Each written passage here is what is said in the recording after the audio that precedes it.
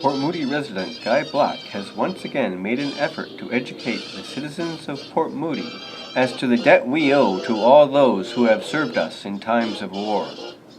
This year, Guy and his hardy crew of volunteers dug a World War I and II style trench at the Port Moody Station Museum, just in time for Canada Day. The McKnight Trench is named after Lieutenant Augustus McKnight, a Port Moody engineer who was killed in the service of his country in World War I.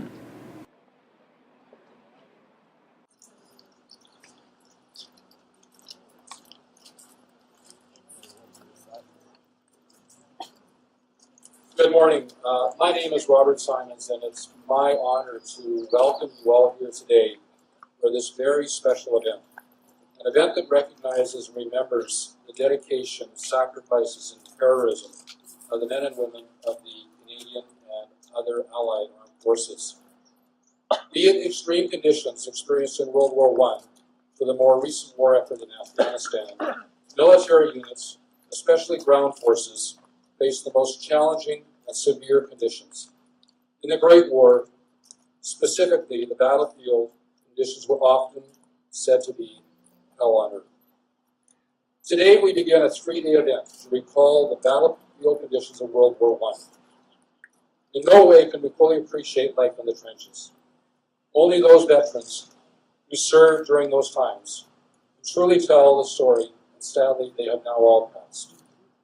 One of those veterans was Lieutenant Augustus McKnight, a Port Moody resident whose service in World War I we honor today. Our service today remembers all veterans, but with a specific emphasis on those from World War I. Please stand for our national anthem.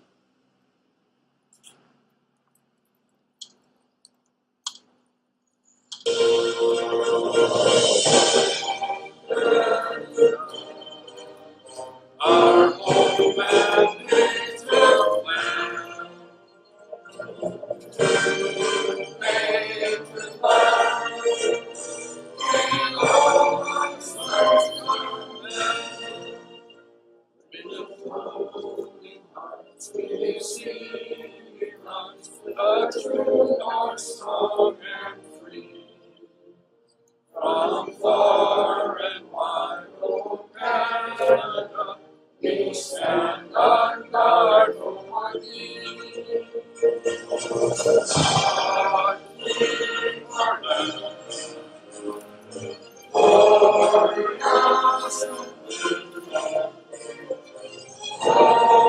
Canada, we stand on guard for thee.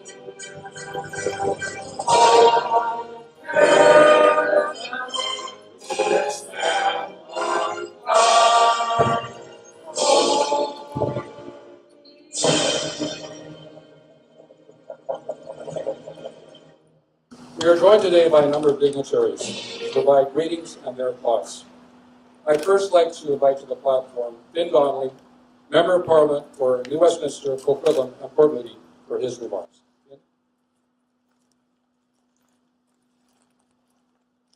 Thank you very much, Robert. It is indeed a pleasure to be here and to recognize not only the digging of this trench, but I think the First World War. This is the anniversary of the beginning of the First World War.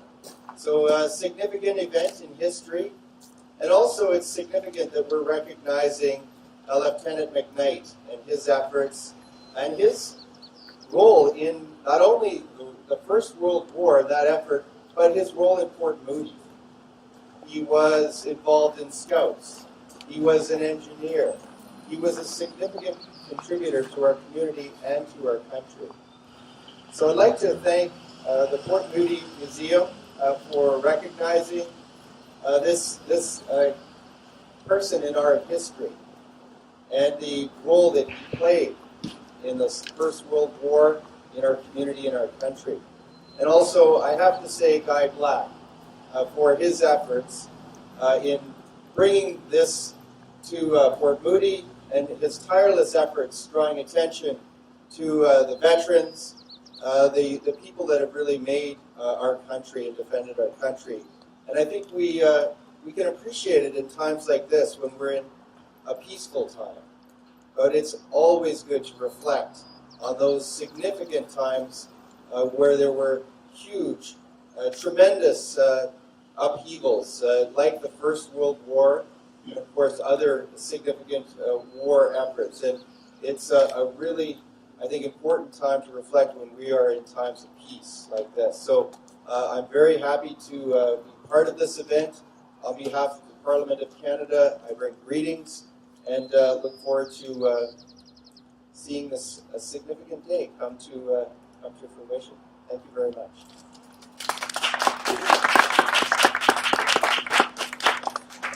Thank you, Tim.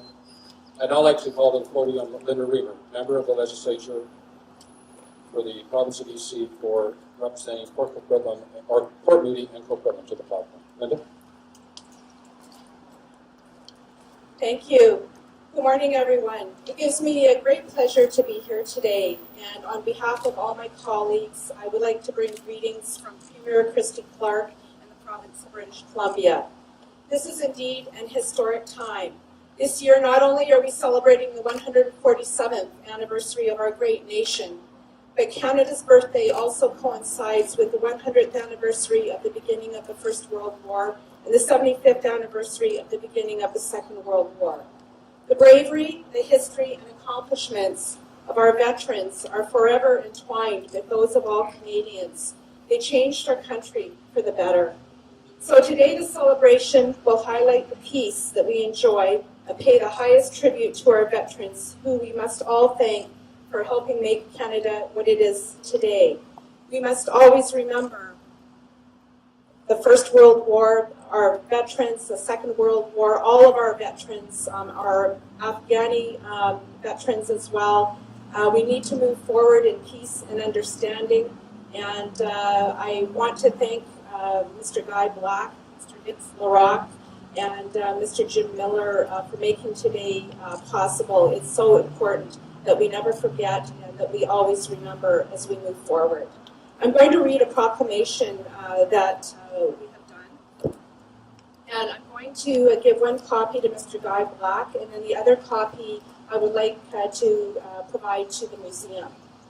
It reads, "To all to whom these presents shall come, whereas on August 4th, 1914, and on September 1st, 1939, the outbreak of the First World War and Second World War took place, and whereas Canada and allied nations joined together to stop these wars, and after many years of great struggle and horrific battles fought, we would eventually be victorious and ultimately achieve peace, and whereas to honor and pay tribute to all of Canada's servicemen and women that participated in these wars, and especially those who were or were residents of the province of British Columbia, and whereas to remember the 66,655 Canadians that paid the supreme price in the First World War and 45,000 Canadians that died in the Second World War, these brave men and women would make the greatest sacrifice in the cause of peace, and they will never be forgotten by all Canadians and all British Columbians.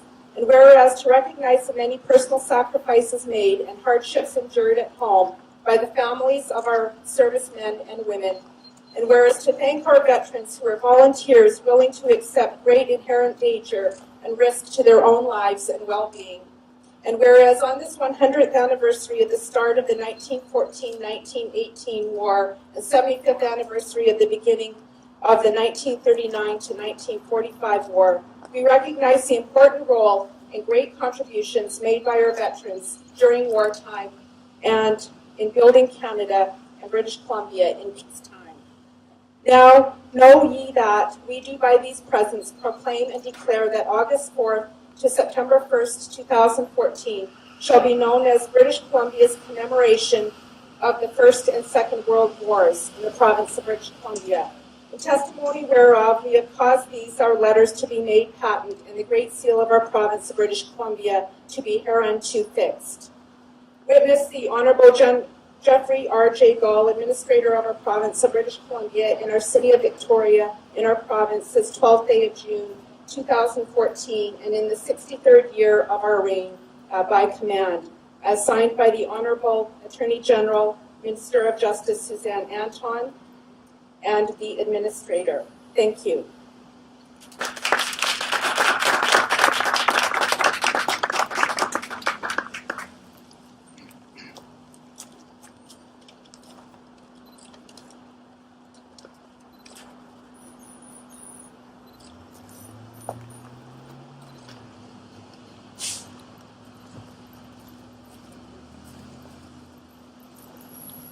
Thank you, Linda, and sincere thanks to the province of BC for that proclamation and the reading of it here today, because I think it's very important that these proclamations, when they are made, that they are read publicly so that people really understand the sense and feeling that's behind them.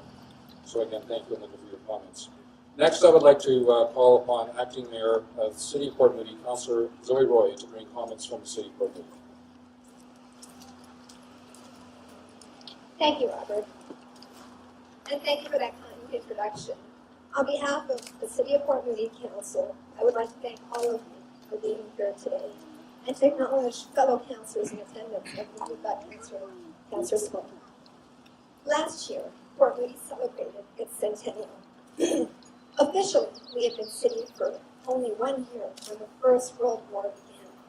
And as a new city, our citizens did their part in supporting Canada's war effort.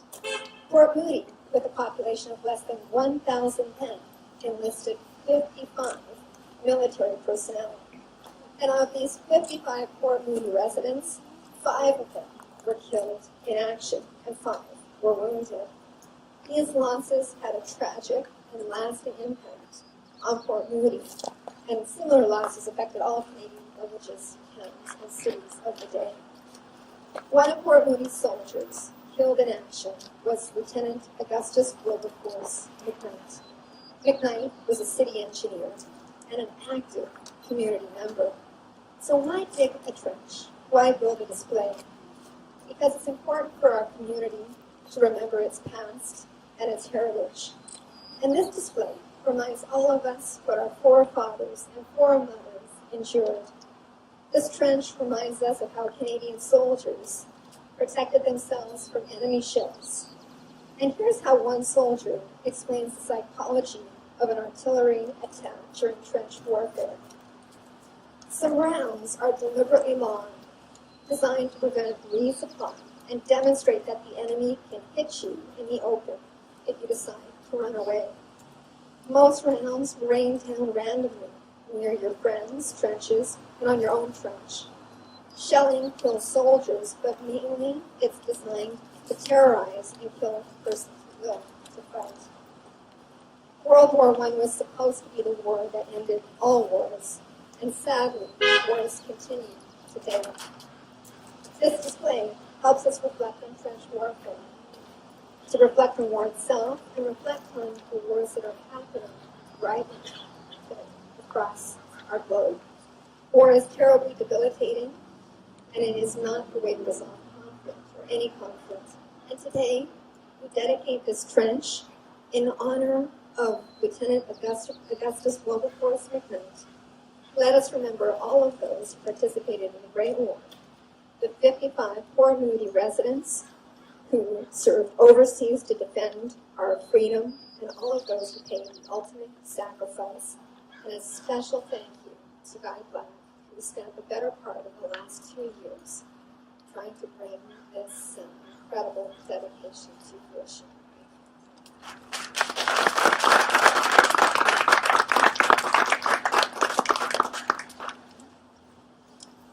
Thank you, Councillor Royer.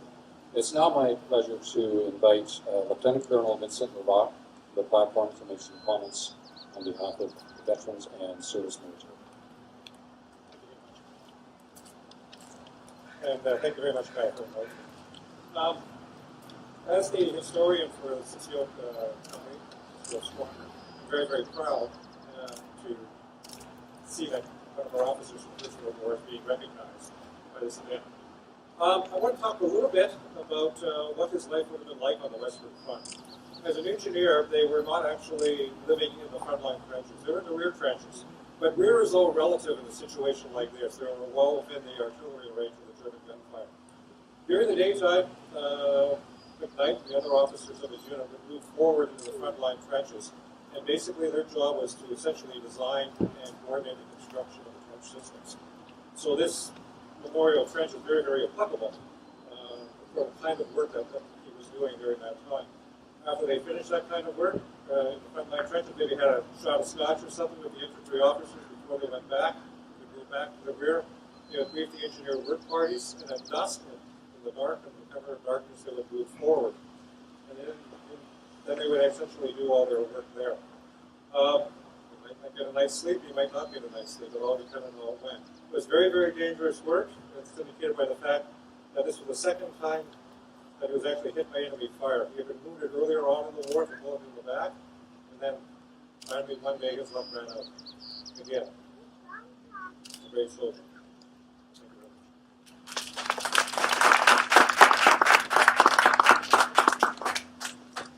Thank you, Lieutenant Colonel.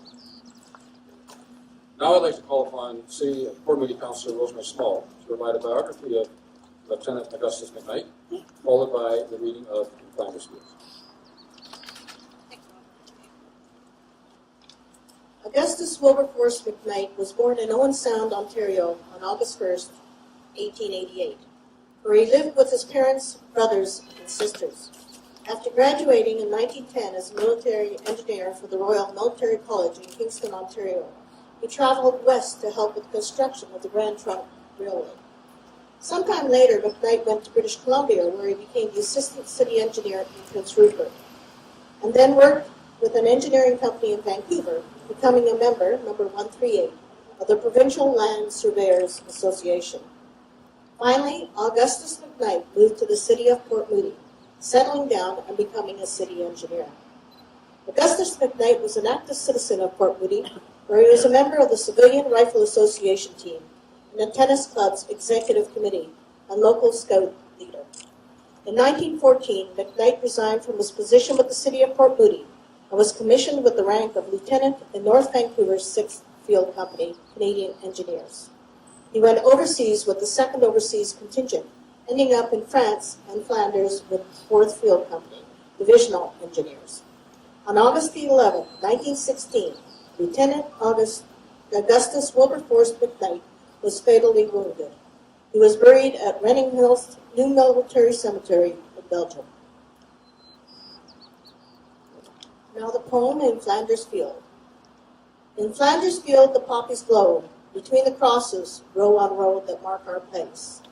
And in the sky the larks still bravely singing fly, scarce heard amid the guns below. We are the dead. Short days ago we lived, felt dawn, saw sunset glow, loved and were loved, and now we lie in Flanders Fields. Take up our quarrel with the foe, to you from failing hands we throw the torch. Yours to hold it high, if ye break faith with us who die, we shall not sleep, though poppies grow in Flanders Fields.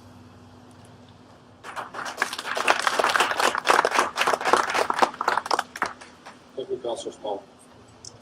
I'd now like to call Gordon Jim Miller and Captain Mayor Roy to unveil the flag.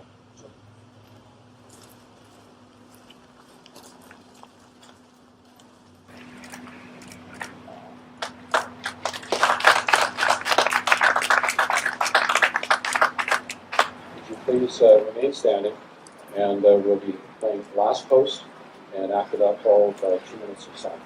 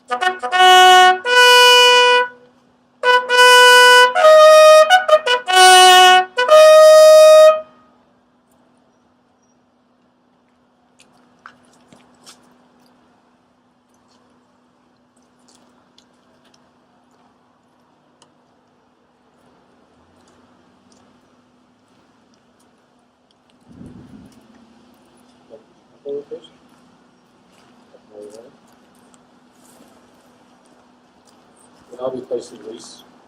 First will be placed by Longley and Drew for Port Moody, and then from there, Ray Roy for City of Port Moody.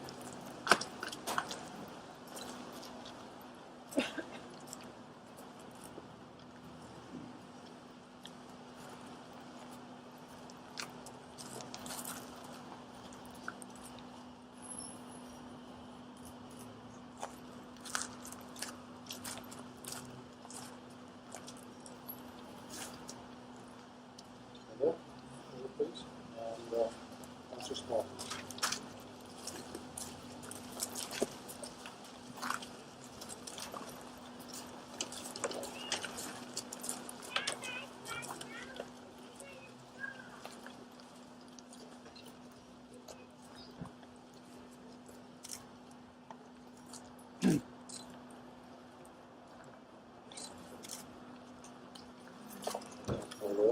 And by the please.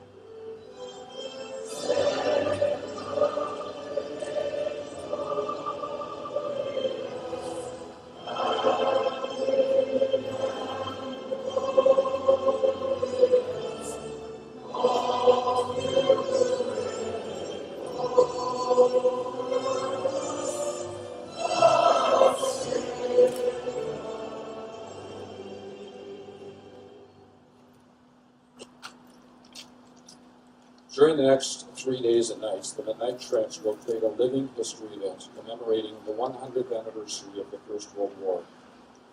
I'm pleased to call on Colonel Sean Black to officially open the McKnight Trench. Corporal Black will use an Imperial German Army sword from the First World War to symbolically cut the ribbon. Please come forward.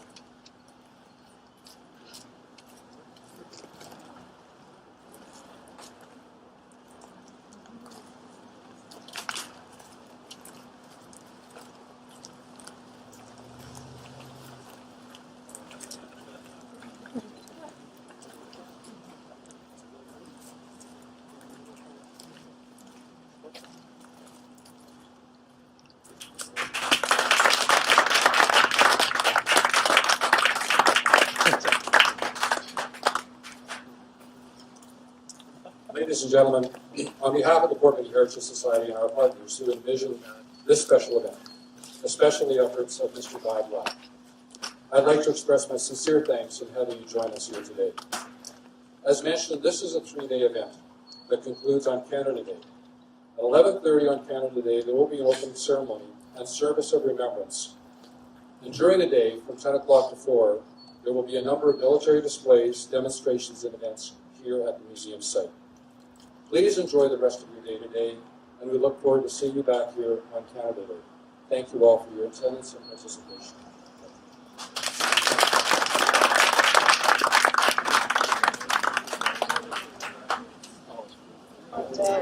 The day went very well attended, lots of people, and the ceremony was great, and lots of help from a lot of people. And the trench itself was the result of 4 days of hard work by half a dozen people. So a lot of digging, a lot of sandbags. Wonderful day for it. Wonderful day for the opening of the McKnight Trench. We really love to have all of the dignitaries here today to recognize the service of not only Mr. McKnight, but also all of the veterans from World War I and every other veteran that served during the Canadian force action across and overseas.